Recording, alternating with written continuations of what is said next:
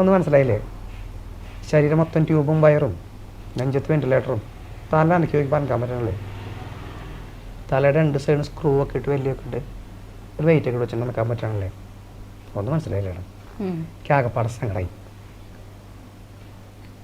അതിൻ്റെ ഡോക്ടർമാരും നേഴ്സുമാരും പറയുന്നത് കേട്ടു, എനിക്ക് ആക്സിഡൻറ്റിൽ കാര്യമായിട്ട് ഒരു പ്രശ്നം പറ്റിയില്ല ശരീരത്തിന്, പക്ഷെ കഴുത്തിലെ 3 എല്ലൊടിഞ്ഞു, സ്പൈനൽ കോഡ് അതിൻ്റെ ഇടയിൽ പെട്ട് കഴുത്തിന് താഴോട്ട് കംപ്ലീറ്റ് ആയിട്ട് നിഖിലിൻ്റെ ശരീരം തളർന്നു പോയിരുന്നു.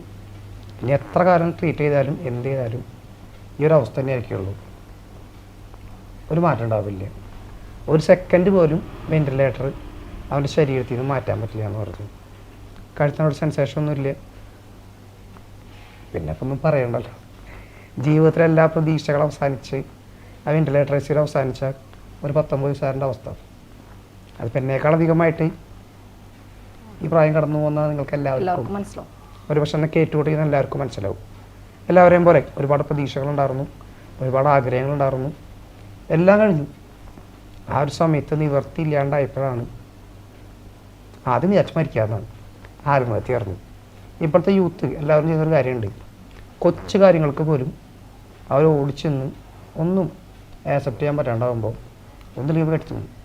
അപ്പോൾ അടുത്തൊരു കൊച്ചുകുട്ടി വീട്ടിലെന്തോ നിസ്സാര കാര്യം പറഞ്ഞതിൻ്റെ പേര് ടി വിയിൽ ന്യൂസിലൊക്കെ ഉണ്ടായിരുന്നു, ഈ എന്താ പറയുക കോണിയുടെ ആ സൈഡ് റെയിലൊരു കമ്പിയില്ലേ അതിൽ കെട്ടിത്തൂങ്ങി മരിച്ചു. എൻ്റെ വലിയമ്മച്ചിയുടെ അടുത്തൊരു കുട്ടി മൊബൈൽ ഫോൺ കൊടുത്തില്ല എന്ന് പറഞ്ഞ് കെട്ടിത്തൂങ്ങി മരിച്ചു. കൊച്ചു കൊച്ചു കാര്യങ്ങളുടെ പേരിൽ. ഞാനൊരു അവസ്ഥ എല്ലാം അവസാനിച്ചപ്പോൾ ഞാനും മരിക്കാമെന്ന് വിചാരിച്ചു.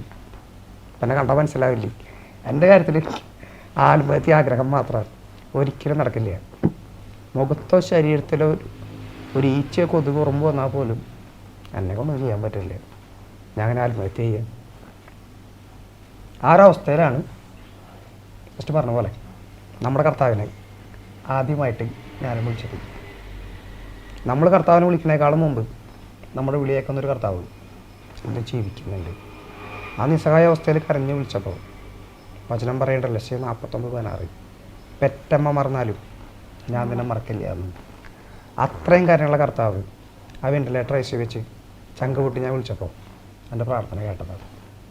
അതിനുശേഷം ഈ 13 വർഷങ്ങൾക്ക് ഇപ്പോഴും ഒരിക്കൽ പോലും മരിക്കുന്ന ചിന്തയോ ആഗ്രഹമോ ടെൻഷനോ ഒന്നും എനിക്കുണ്ടായിട്ടില്ല. അങ്ങനെ കൊച്ചൊരാവശ്യമായി പോലും ഞാൻ ചോദിക്കുന്നതിനേക്കാളും മുമ്പ് അറിഞ്ഞ് ചെയ്തു തന്ന് അത്ര കാര്യം തന്നെ പരിപാലിക്കുന്ന കർത്താവിൻ്റെ കൂടെയുള്ളപ്പോൾ പിന്നെ എന്തിനാ പിന്നെന്താ